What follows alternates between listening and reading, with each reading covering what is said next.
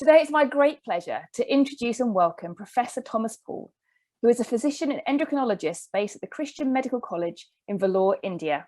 Welcome, Professor Paul. Well, thank you, Dr. Herridge, and welcome viewers. Professor Paul, perhaps you could say a little bit about yourself and tell us how you became involved in treating people with Pagets disease.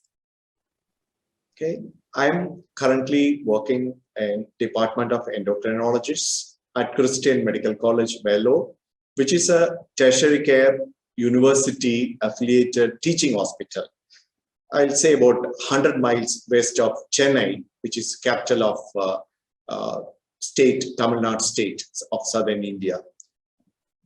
I got deeply interested and got involved with metabolic bone disease and osteoporosis quite early in my career when I was getting trained for endocrinology. This is partly because my mentor, Professor Mandalam Seshadri, was active man in metabolic bone disease research. From that time, I was particularly fascinated with this Pagets disease of bone and its various presentations. And the important thing was the remarkable improvement that follows with medical treatment.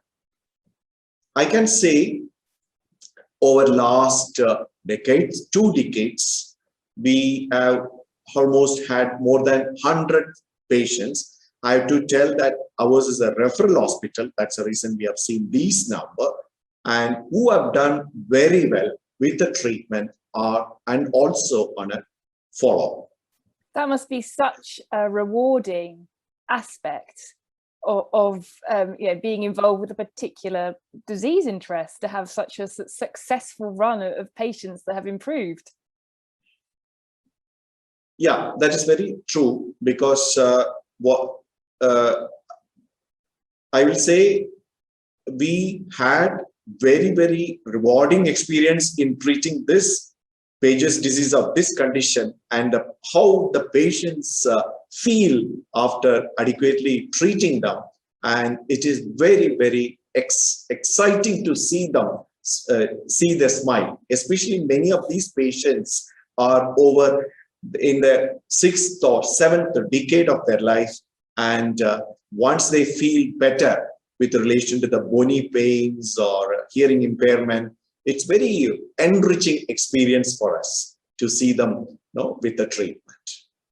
So you said you've been interested for a long time. Is it something that's been your entire medical career, this research interest, or have you come to it more recently? Yeah, so I will say I had started this endocrine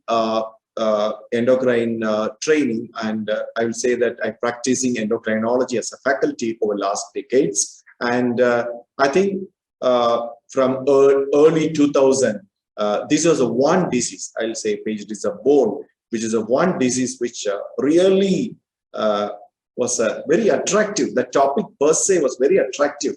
And when we, as a trainees, when we learned about the pathophysiology and the varied manifestations, how rare they were reported in our part of the country, and the treatment aspect, and how much the treatment provide rewards. It produces rewards with relation to the patient perspective. It all just gave us more motivation to get into more specific problems they are facing, how to address their problems. You mentioned it being rare, and how rare Pagets disease of the bone is in your country, in India. I mean, how rare is it? What is the prevalence of Pagets disease in India? Yeah, so it's an excellent question, and I will say that we don't have information about true prevalence of Pagets disease in India.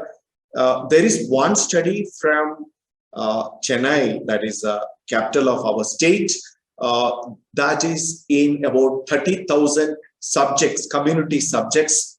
with type 2 diabetes, they looked at Pagets, it was 0.06%, which is much, much less than what is reported in England and European countries. Yeah. So by 2 orders of magnitude. yeah, yes, that's wow. very true. That's considerably different. You said is it a similar situation to the UK, Italy, Spain, where you get regional hotspots? Are there areas where there is more Paget disease of bone, or is it just rare, very, very rare across the country? It's once again, I'll say it's a very relevant question, very, very relevant. So from what we see is in now the last 1 decade at least, more and more cases and case series are reported from Western, Eastern and Northern part. But cohort per se, the large number have been reported from southern part of India. And I think the physicians are becoming more and more aware of looking for Paget's disease. Once they come, the subjects come with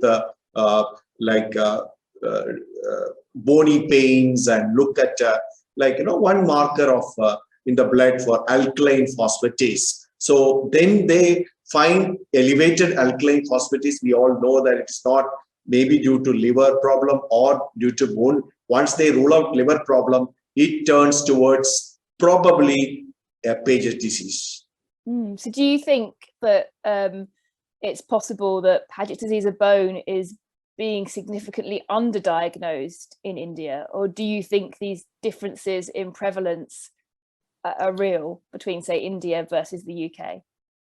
Yeah, so I will, it's a very important question, whether it is underdiagnosed. Yes, so over last, I'll say over last 5 years, we do see more and more cases getting reported because the more and more this blood test of alkaline phosphatase is available on a general checkup. So I agree with you, probably Paget's disease still is underreported from the Indian context. So over next 5 years or next 1 decade, I will say we will see more reports and more we may get a true prevalence of Pagets in next 1 decade. That's what we believe. What's your personal reflections on the origins of Paget's disease of bone in India? Do you think there's a connection with through the UK and the colonialism, the colonial era? We know how common it is in the UK. Could that be the source of Pagets in India? Yeah, it's an excellent question. Whether can we connect UK with India with relation to Paget's disease? And at this point of time, unfortunately, we are not able to, unless we have this genetics. Unless we do some studies pertaining to genetics and environmental factors, we will be finding difficult to conclude there is an association between UK and India with relation to Paget's disease at this point. Of course, things may change over next 5 or 10 years where we do this, and we will be able to, after 5 years, if we have the same meeting, we'll be able to say yes. Are you seeing people presenting at equivalent ages with Pagets as other countries? You're not seeing younger patients, therefore just picking up sooner, for example? Yeah, with regards to age, most of them, we have about 100 patients. We can say most of them are presented in 6th or 7th decade of their life. I think that is the presentation in our setting. I will say, I can say for our 100 patients, many of them presented in 6th or 7th decade. We had 1 patient who presented in 4th decade, fairly young lady, and we made a diagnosis of Pagets immediately after delivery, pregnancy, and completing a pregnancy. We made a diagnosis of which was proved by bone biopsy also.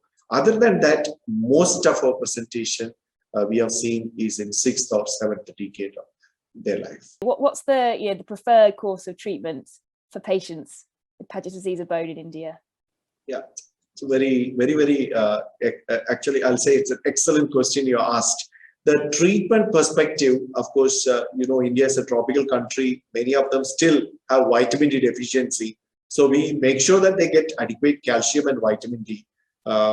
In addition, the specific treatment, if you see in early 2000, they preferred oral bisphosphonate. We all know that the bisphosphonate is the first line of treatment, first line, the choice of agent for the treating bone disease.